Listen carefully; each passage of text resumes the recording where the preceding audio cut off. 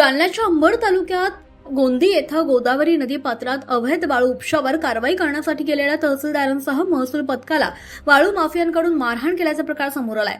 आज सकाळी अंबडचे तहसीलदार सोमेश मोहिते हे अवैध वाळू उपसा होत असल्याच्या माहितीवरून महसूल पथकासह कारवाईसाठी घटनास्थळी दाखल झाले होते। मात्र कारवाई सुरू असतानाच काही वाळू वाहतूकदारांनी महसूल पथकाशी हुज्जत घालत तहसीलदार आणि कर्मचाऱ्यांना मारहाण केली। या घटनेत तहसीलदार सोमेश मोहिते आणि एक कोतवाल यांना जबर मारहाण करण्यात आली। दरम्यान या गोंधळाचा फायदा घेत ताब्यात घेतलेल्या काही हायवा तहसीलदारांच्या गाडीला धडक देऊन माफियांनी घटनास्थळावरून त्या पळवून नेल्या। या घटनेमुळे अवैध वाळू उपसा करणाऱ्यांचा मुजोरपणा पुन्हा एकदा समोर आलाय। या प्रकरणी गोंदी पोलिसांकडून पंचनामा केला जात असून गुन्हा दाखल करण्याची प्रक्रिया सुरू आहे। घाटात कारवाईसाठी किती वाजता आलता आणि काय काय घटना घडली? आम्ही गोदावरी नदी पात्रात सिद्धेश्वर पॉईंट गोंदी येथे साधारण 7च्या सुमारास आम्ही कारवाईसाठी पोहोचलो। आम्हाला गोपनीय माहिती मिळाली की खनन चालू आहे मोठ्या प्रमाणामध्ये। आम्ही आमचे 2 महसूल सेवक आणि 3 तलाठी असे आम्ही 6 जण आम्ही टीम करून सिद्धेश्वर पॉईंटला आलेलो।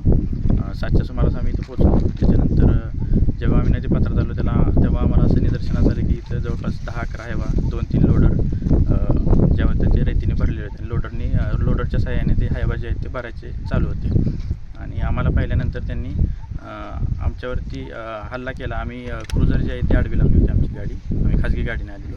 ती गाडी आम्ही मेन रोडला आडवी लावलेली की जेणेकरून कोणताही हायवा जो आहे तो नदीच्या पात्रातून बाहेर जाऊ नये।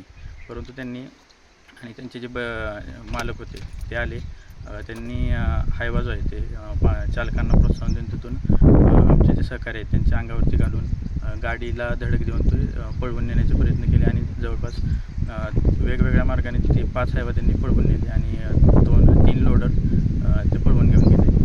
त्याच्यानंतर पोलीस जेव्हा पोहोचले तेव्हा आमच्या साधारण एक 5 हायवा ताब्यात होते, जे आम्ही पोलीस स्टेशनला जमा केलेले आहेत आणि जे काय हल्ला झाला त्याच्या संदर्भात सध्याचा पुढे कारवाई आमची चालू आहे। तुम्हाला काही धक्काबुक्की वगैरे मारहाण झाली का? धक्काबुक्की झाली आम्हाला। आमचे कोतवाल आहेत, त्यांना थोडंसं जखमी केलं। बाकी त्यांनी गाडी पळवून नेण्यासाठी आम्हाला गाडी आमच्या कारवाईमध्ये मोठा अडथळा आणला त्यांनी। तुम्हाला काही धक्काबुक्की झाली का? हां, धक्काबुक्की झाली आम्हाला। तुम्हाला मारहाण झाली असं कळलं आहे? हां, मारहाण केली त्यांनी आणि गाड्या पळवून नेल्या। परंतु आमचे कोतवाल जे आहेत सोमनाथ त्यांनी तुम्हाला काय कुठं लागलं का? जखमी वगैरे का? नाही, जखम नाही झाली। काही मुक्कामार वगैरे? सोमनाथ सोरपळे जे कोतवाल आहेत तर त्यांनी त्याचं माझा बचाव करत जे हल्ले करून होते तर त्यांना अडवण्याचा प्रयत्न केला। तर यावर तुम्ही कशी कारवाई करणार? सध्या आता आमचं पंचनाम्याची प्रक्रिया चालू आहे।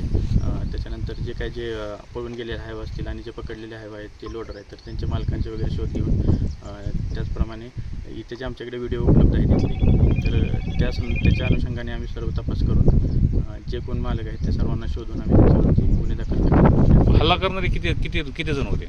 हल्ला करणारा व्यक्ती एकच होता, परंतु त्याच्यासोबत बरे 2-3 व्यक्ती होते। बरं, तुम्हाला मार लागलेला कोण?